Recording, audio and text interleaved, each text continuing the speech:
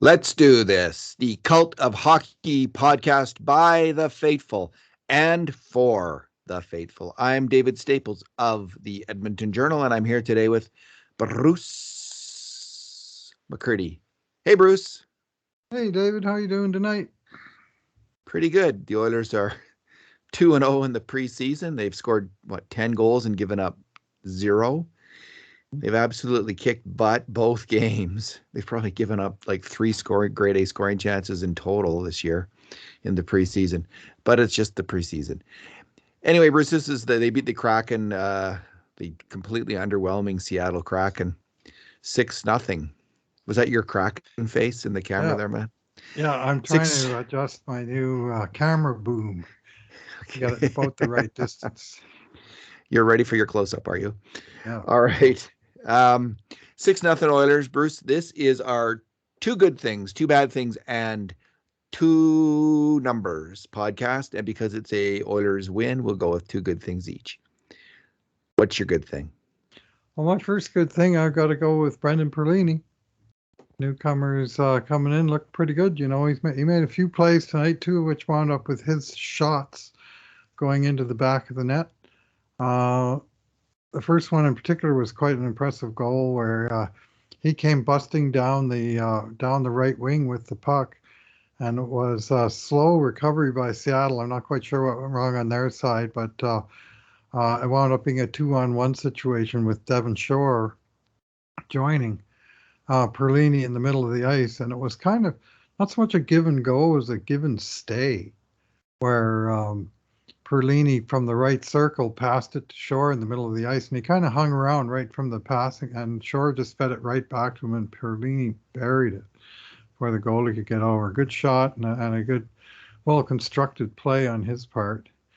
The second goal that he scored was more a good hard shot from outside on a one-timer that frankly should have been stopped and wasn't. So I'm not going to get too excited about it, but it was a powerful, good hard shot from range that found the net.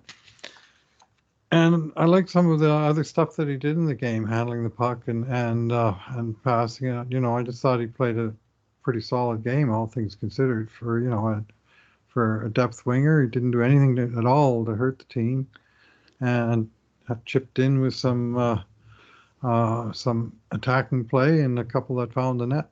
So good on him.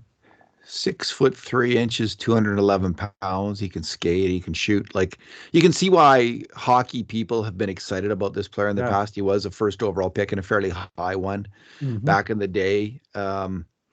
There's a lot to like there in terms of the tools, the size, the shooting. You know, this is preseason. Remember that year? Yeah, of I think course. I think Bob Stauffer and Jack Michaels alluded to this or mentioned it. Like that one year where Tyrati, Puljujärvi, and Yamamoto kind of put on a show in the preseason, and it just looked like, hey, these problem solved Yeah. on the wings here.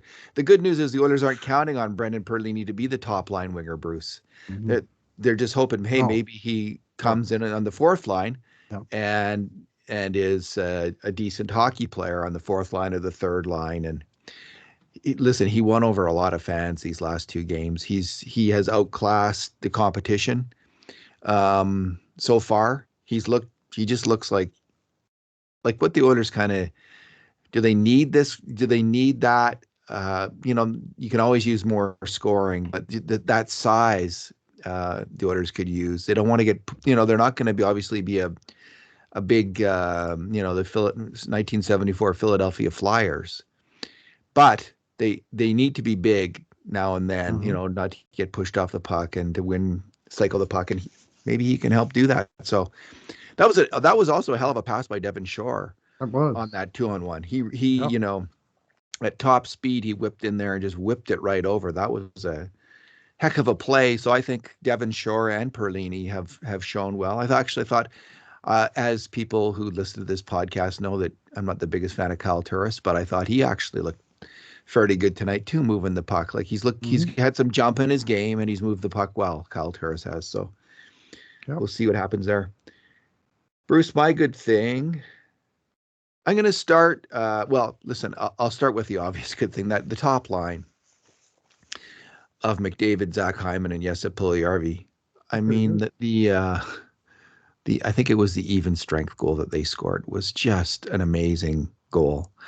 Mm. They had the puck in, I don't know, I didn't count because you can't go back and count the time, but it seemed like they about a minute. It was one of those really long offensive zone shifts, and it kind of gets topped off by McDavid making it. He cuts down the middle of the ice, and he makes one of those dekes where he throws the puck past the guy and then moves to the other side and gathers the puck on the other side of him and whips it over around to Puljujärvi, who makes an absolutely gorgeous backhand pass to McDavid, who then twists his body and knifes a pass over, just slicing wide open that Kraken so-called defense to Hyman, who deposits it. And this is what you have in mind, Bruce, for Connor McDavid in terms of line mates. Players with enough skill who they can combine with the puck, but they don't need the puck. Players who, when they get the puck, can finish with it, can shoot and score. Players who can play defensively. I'm really stoked about these two line mates. Stoked to use a 1980s Mhm. 80s word there about these new line mates for McDavid. Puljujärvi was there last year and looked like he fit in, but he may raise his game to a whole new level, another level. And Hyman, I was impressed with his hands, his speed was better than I thought, and his smarts. He's just a good hockey player. Like maybe he won't be Chris Kunitz, but maybe he'll be the Wayne Cashman. Well, you know what's smart? It's when Connor McDavid is creating all kinds of chaos in the offensive zone, like the play that you described. What's smart is going to the edge of the blue Yeah, paint with your stick on the ice, ain't and that the that's truth? exactly what Hyman did. And after McDavid completely undressed the defender on the first attack and narrowly missed scoring, and Puljujärvi recovered in the corner, and of course he looked for McDavid, and Hyman looked for the net front, and the puck was on McDavid's stick. I think he had to touch it twice, but just because of the way the angle it came in and went back out. But when it went out, his shot pass was basically aimed at the middle of Hyman's tape, and all he had to do was hold a stick there and put it. Welcome to Edmonton, Zach. You can expect a lot more of those. Just keep doing exactly what you did there. Go to the net with your stick on the ice. Yeah, and they got a power play. Well, he was in Mm-hmm. on a power play goal too there, and Mm-hmm. Hyman was, where he won a net front battle. And Mm-hmm. I think we're going to see a lot of Zach Hyman right in front of the net, and that's great. If he's got the hands to put the puck in from there, kind of like a better version of Alex Chason, just someone with great hands in front of the net, really smart player, but a much faster skater, and a more skill.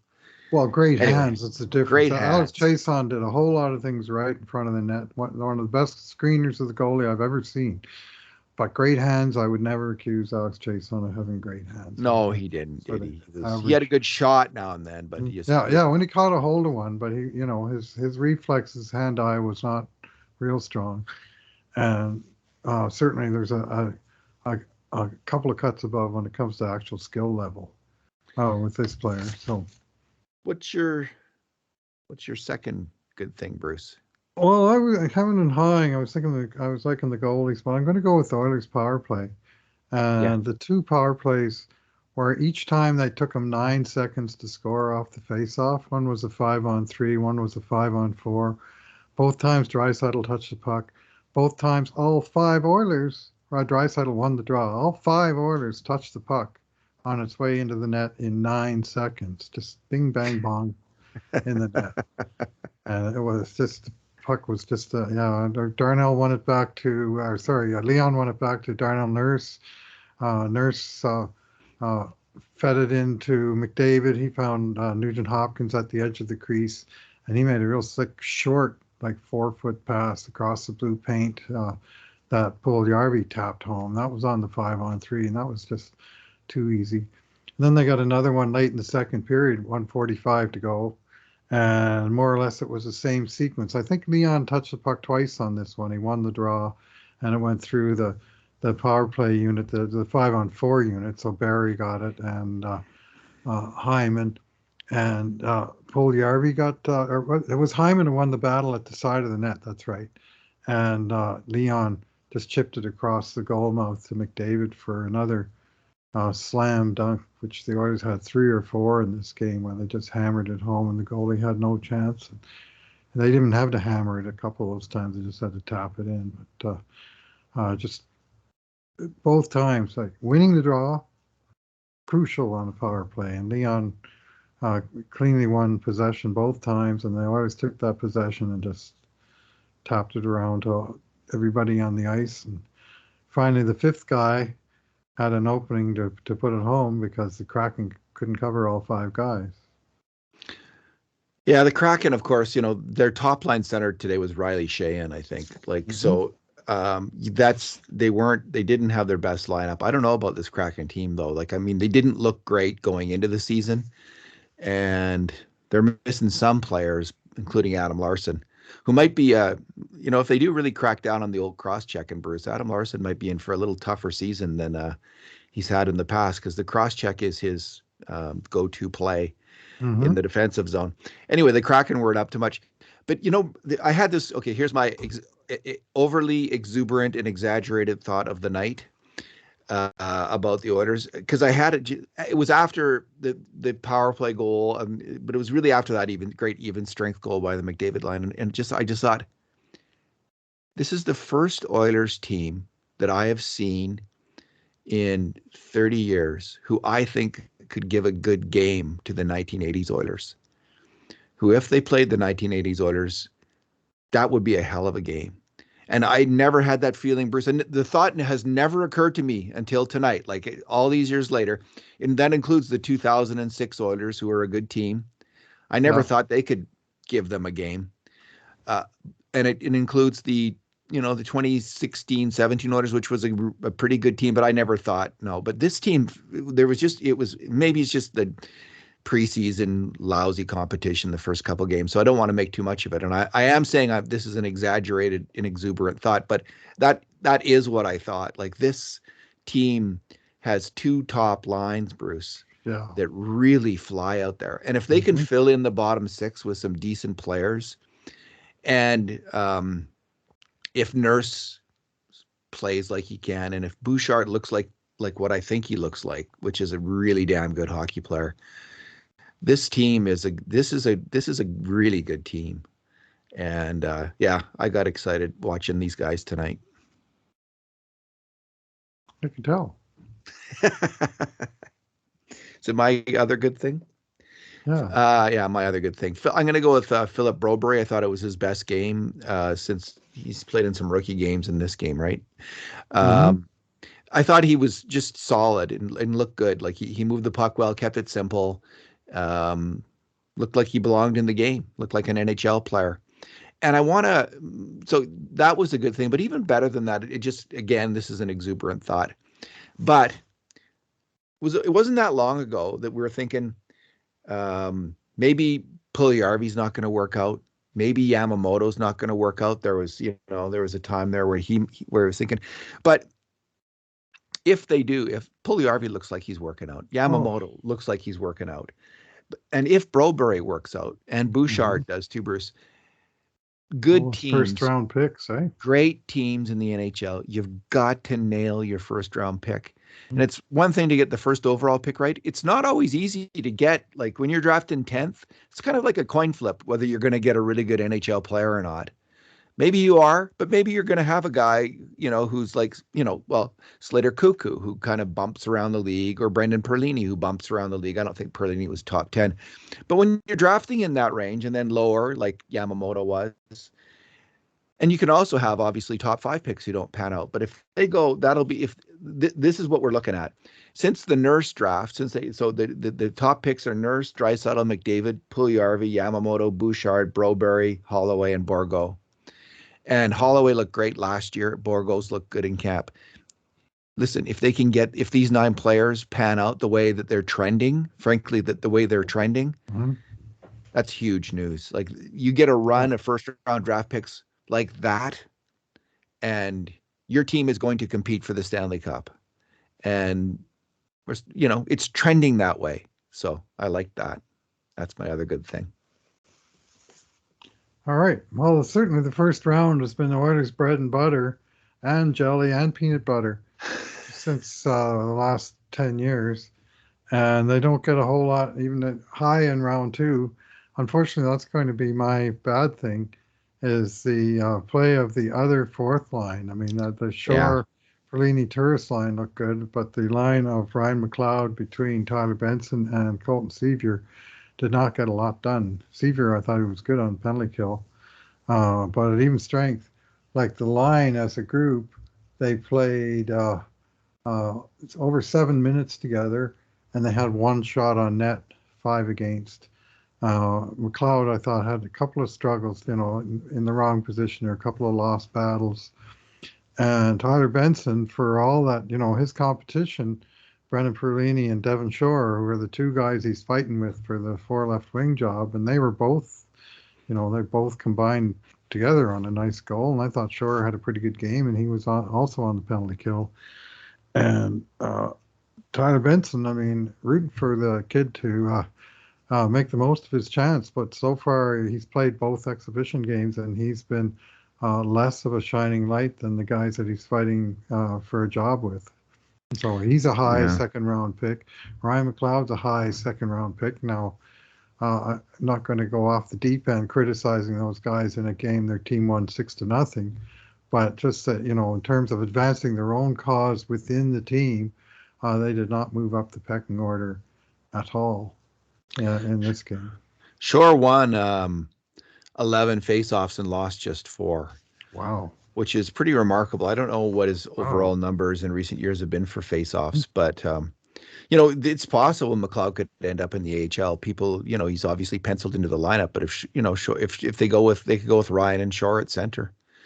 And they also have, if Turris makes the team, and they've got in some insurance there, so you just never know. Like he's got it. They've got to step up. McLeod and Benson have got to step up, have a better game, and they're trying. And you can see they're digging in, but Yeah, yeah. it's It's and not. It's Sevier not. Bruce That's not it at all.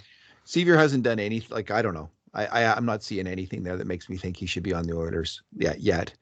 They've got lots of penalty kill guys. Fogle killed penalties, Hyman killed penalties. There's lots of players they can put out there. I don't know if Sevier takes face-offs or not. He Yeah, does one for some. four, 1 for 4 He tonight. does But some. Yeah. He loses more than he wins. He plays all three forward positions, and I mean, I watched the guy. They had one really nice isolated um, camera that showed a whole ship that he made, right? And it was just quiet in the right place, hustling his butt off, getting into the corners. Nothing came of it. And almost from your fourth line, if your fourth line goes out on the ice and does nothing and the other guys do nothing, that's not a bad thing. And he's one of those kind of players. I don't think he's going to score a ton at this point, but he's definitely brought into he knows what his role is, and I'd say right now what his role is as the cannonball that's being shot across the bow of Josh Archibald.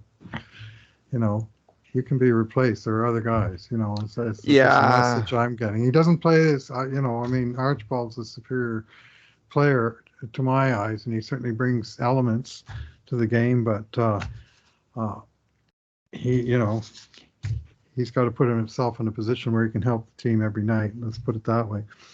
So, I kind of see anyways, Devon Shore taking hmm maybe Devon Shore taking Archibald's spot, like that kind of energy player who kills penalties.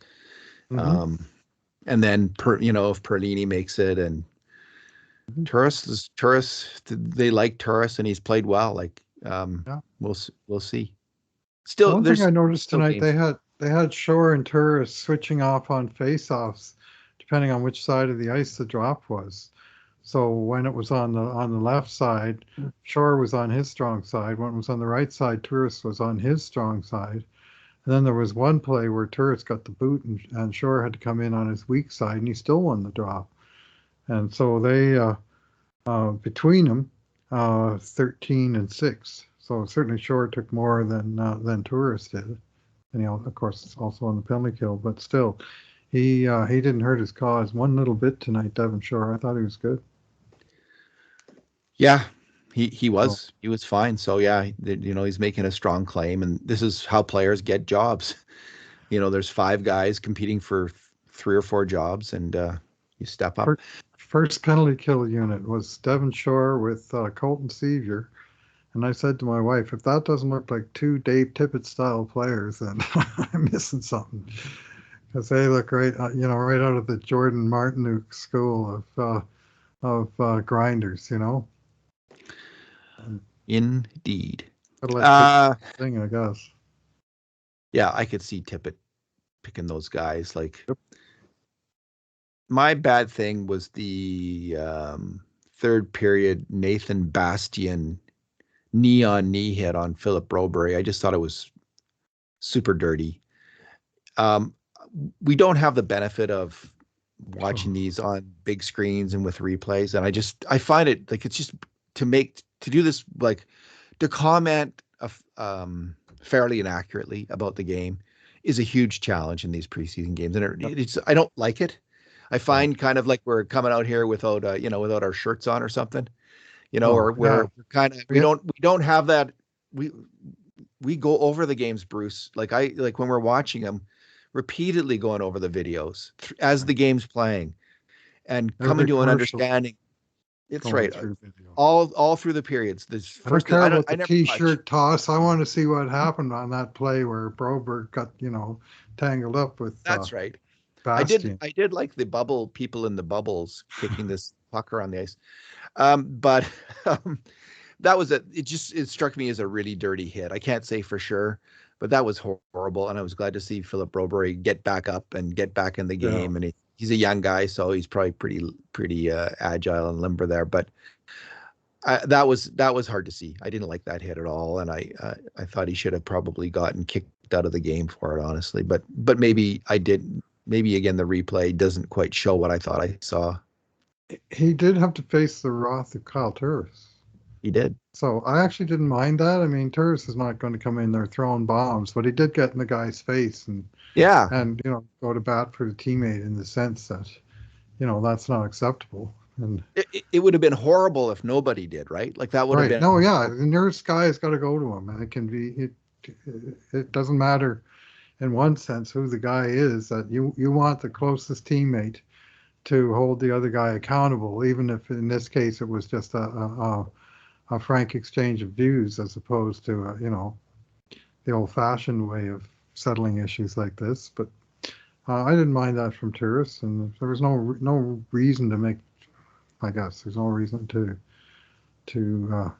take it the extra mile, and he's not the guy for that, but he did at least respond. What's your number, Bruce? Oh yeah, well I'm going to go with. I think I'm going to go with 6 hits of the immortal Marcus Niemelainen. Yeah, I Who, like that. yeah, like he 0 shot attempts. He had one block shot, which was really excellent, actually, the shot that he blocked. But he just is kind of a thwart, eh? Like he just gets in the way. And guys that try and go around him and they can't because he's like this giant squid or octopus, that they just can't find enough room. And he just closes down that space and takes them out into the boards. Not vicious, but just consistent. Let's just take a piece out of this guy and out of that guy, and they when you try and go around them, they're all the way to and sometimes through the boards. There's just not enough room because he's got such reach and decent mobility. So Yeah, don't screw with Squidward. Like he will take you. He listen to make the NHL. He's got to play that game. Yep, I agree. He's got to shut down players defensively, be really solid fundamentally defensively, and he's got to hit. Yeah. And if he does those two things and can move the puck adequately, he can make it in the NHL because he's this huge guy. That was best game I've seen him play. I just was really impressed with that physical play. So, yeah, good for Squidward. Bruce, my number is, where is it? 24-47. That's Evan Bouchard's time on ice in the game. Ooh. Second only to Darnell Nurse's 25-17. Bruce, I think we are going to be seeing Bouchard moving up the lineup sooner than later. and the coaches, that kind of ice time is a clear indication. Plus, him with the puck this year, it just makes me think like, why the frack was he not on the team last year? This player he is ready, and he was ready then. He's ready now, and um, yeah, the coaches they're all in, I think, on this player. And we haven't seen Cody Ceci, but I just think he's a better, like, honestly, I think he's a better player than Tyson Barrie, at even strength, and maybe on the power play as well. So I like Tyson Barrie, okay, but he and Nurse were caught out on that one really good chance that Seattle had, where Koskinen made the big save. Yeah. So it's, again, this is all early. These are first impressions, and Right. maybe everything will change after preseason, and Barry will step up and Bouchard will fade. I could be wrong. Like this, so just kind of speculation or first impressions, but that's what I'm seeing. I'm seeing a really special player right now in Evan Bouchard, and I am thrilled. I didn't think he was near as noticeable as he was on Sunday in Calgary. He wasn't firing the puck as much. Just Didn't one get shot, yeah. much time on the power play, which is where he had 5 of his 6 shots with the man advantage the other night. And somehow now the Oilers have 2 power play units, and Bouchard isn't on either of them. So What's that's that about? a little startling. But that I suspect will change. I thought tonight he was missing with his passes a little bit in the first part of the game, and then he kind of settled down after that, and there was not a lot of trouble. And you know what? He played 4 minutes and 13 seconds on the penalty kill, most on the team, and he is. I mean, I don't think you'll see that when it gets down to regular season, but I do think you'll see Dave Tippett saying these preseason games are for repetitions for guys that we want to work into jobs. So why not give Evan Bouchard a bunch of time on the penalty kill? There's no point in wearing out Darnell Nurse in September, right? And Yeah, see what he can do. And so far, so good. yeah, they're not going to be playing Tyson Barrie on the PK, I don't think. And No, so he didn't it'll be Ceci barely and played at Bouchard. all. Mm-hmm. Yeah, it'll be Ceci and Bouchard in the regular season. Mm-hmm. So that's let's give him the time. Yeah, Yeah, give him let's the time. not And take I don't. advantage. So It's funny, like I have that secret GM's cap on a lot of the time, and I'm just thinking, well, if he's on the power play, he's going to get points. Points cost money. Like, I'm actually exactly. okay. Like, you got Darnell Nurse, Mm-hmm. who's now paid. Like, he's paid in Oh, full, so he can put up all the points he wants for the next 9 years, 7 years and 9 years. Yeah, you're nine right. years, and I will be This one and happy. 8 more. Yeah. Yeah, that's fine. Like, and it's like Hyman. It's like the Hyman Puljujärvi thing on the power Mm-hmm. play. My secret GM hat goes on, and I think, yeah, just keep Hyman out there. Let him get the cheap goals, all those goals in Yeah. front of him. And yes, it can. He's not going to get a raise for a long time. He is not. We don't have to worry about that. So now, once they sign Puljujärvi, I hope to a 4-year, 5-year contract. I will feel otherwise, but there is that those power play points cost you. The Mm-hmm. Oilers were lucky, with Nuge that they didn't, because he had such a poor scoring season last year, that they didn't end up paying him an arm and a leg for all the power play points he gets. But yeah, so we'll see if Bouchard gets power play time.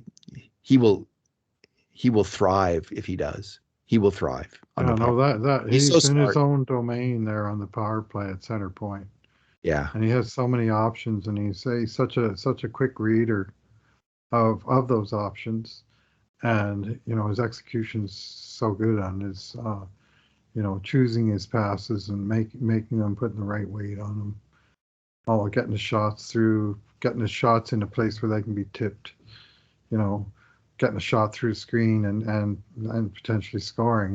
There's a lot of ways he can I hurt just the love other how team. I just love how quick he is with his passes.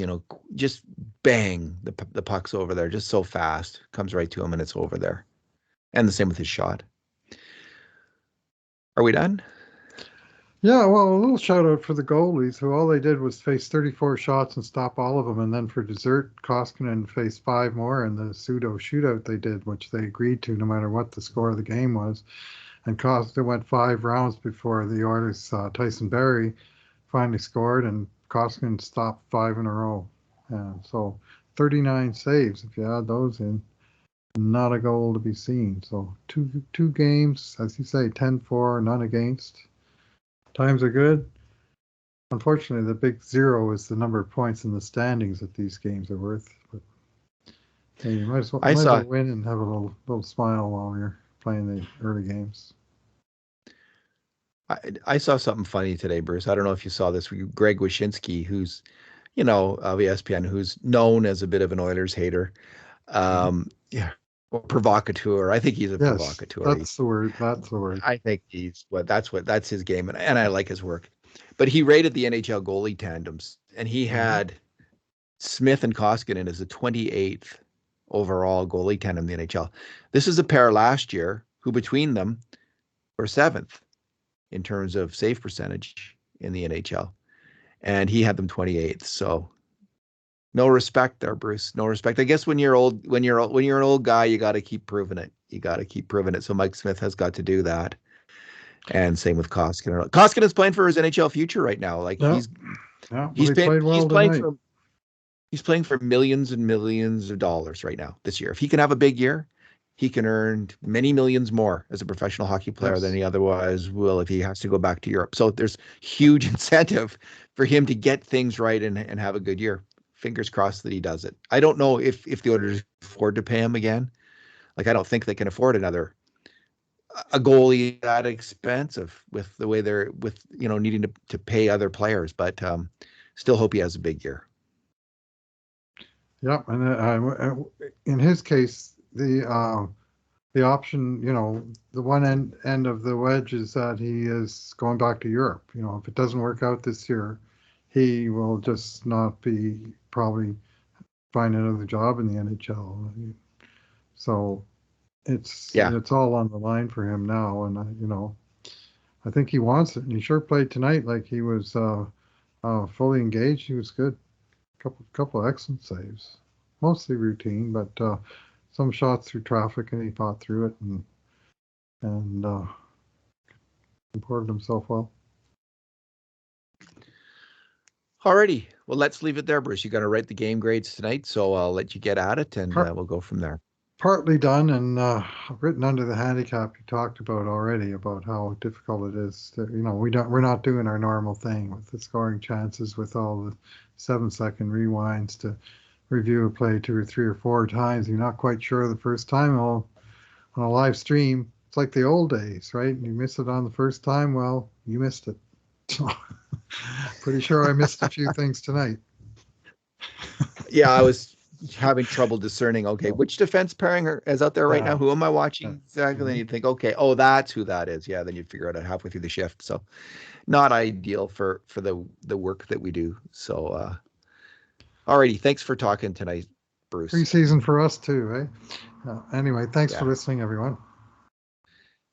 And in the meantime, and in between times, this has been another edition of the Cult of Hockey podcast.